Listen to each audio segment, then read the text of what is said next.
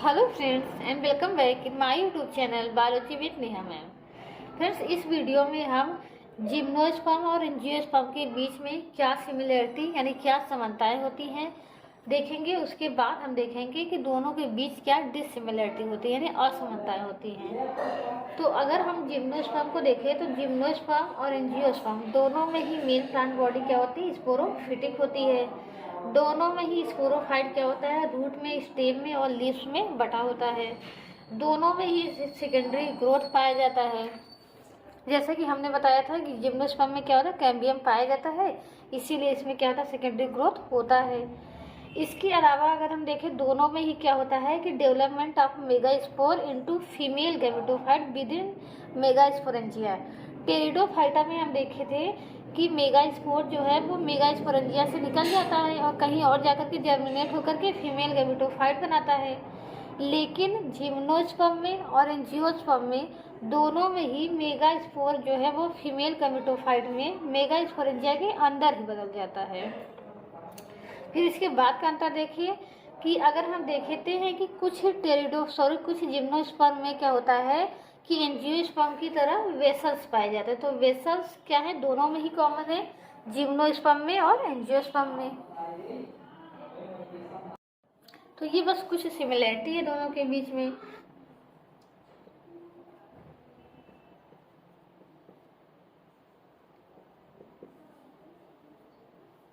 ठीक, आइए दोनों के बीच में हम क्या देखते हैं, डिससिमिलरिटी देखते हैं। और सबसे बड़ी डिससिमिलरिटी आप क्या जानते हैं कि जिम्नोस्पर्म में क्या होता है, केवल सीड बनता है, जबकि एंजियोस्पर्म में क्या होता है, सीड और फ्रूट दोनों बनते हैं। तो अगर हम पहला अंतर देखें तो जिम्नोस्पर्म क्या होते हैं, मोस्टली क्या होते हैं, वो वुडी ट्री होते हैं। ठीक, जबकि अगर एंजियोस्पर्म की अगर हम बात करेंगे तो एंजियोस्पर्म में क्या होता है, तीनों पाए जाते हैं। इस एंजियोस्पर्म में हर भी पाए जाएंगे, श्रब भी होगा और ट्री भी होगा, यानी तीनों होंगे। और जबकि एंजियोस्पर्म में क्या होंगे, जिम्नोस्पर्म में क्या होंगे, केवल ट्री होंगे। इसके अलावा देखें कि जिम्नोस्पर्म में हमने देखा था कि कुछ में ही बस वेसल्स पाया जाता था, कुछ में ही वेसल्स पाया जाता था बस। और कंपेनियन सेल्स जो होती थी फ्लोएम की, वो कुछ में क्या किसी में भी नहीं पाई जाती थी। लेकिन अगर इसमें देखें तो सभी में क्या होंगे, वेसल्स और कंपेनियन सेल पाए जाएंगे।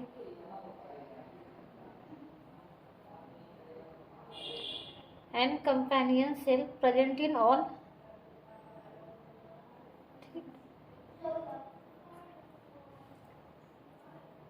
तीसरा अगर अंतर देखें तो जो जिम्नोस्पर्म का स्ट्रोबिली होता था या कोन होता था, वो यूजली क्या होता था, यूनिसेक्सुअल होता था। कोन क्या होते थे, यूनिसेक्सुअल, यानी उसमें क्या बनता था, या तो मेगास्पोरेंजिया बनेगा या तो केवल माइक्रोस्पोरेंजिया बनेगा। और जबकि जो एंजियोस्पर्म होते हैं उनके ज़्यादातर फ्लावर कैसे होते हैं, बाइसेक्सुअल होते हैं, यानी एक ही में क्या होगा, मेल और फीमेल दोनों सेक्स ऑर्गन होंगे, बाइसेक्सुअल फ्लावर होते हैं। ये तीसरा अंतर हो गया। इसके अलावा अगर हम चौथा जो सबसे इम्पोर्टेंट अंतर है वो देखते हैं, यहाँ पर ओव्यूल क्या होता है, नेकेड होता है। ओव्यूल क्या होता है, नेकेड होता है, यानी ओवरी से कवर नहीं होता है। यहाँ पर क्या होता है, ओवरी के चारों ओर क्या होते हैं, हमने देखा था कि ओवरी के चारों ओर ओव्यूल के चारों ओर ओवरी होता है। ओव्यूल कहाँ होता है, ओव्यूल जो होता है वो विद इन ओवरी होता है, यानी ओवरी के अंदर होता है। इसके बाद का अगर हम अंतर देखें तो यहाँ पर क्या होता है, केवल ओव्यूल पाया जाता है। इसके अलावा जैसे हम इस संरचना देखें, स्टाइल, स्टिग्मा, जो कि एंजियोस्पर्म में पाया जाता है, वो यहाँ पर नहीं पाया जाता। ये सभी नहीं पाए जाते, जबकि ये सभी क्या होते हैं, यहाँ पाए जाते हैं, स्टाइल, स्टिग्मा, ओवरी।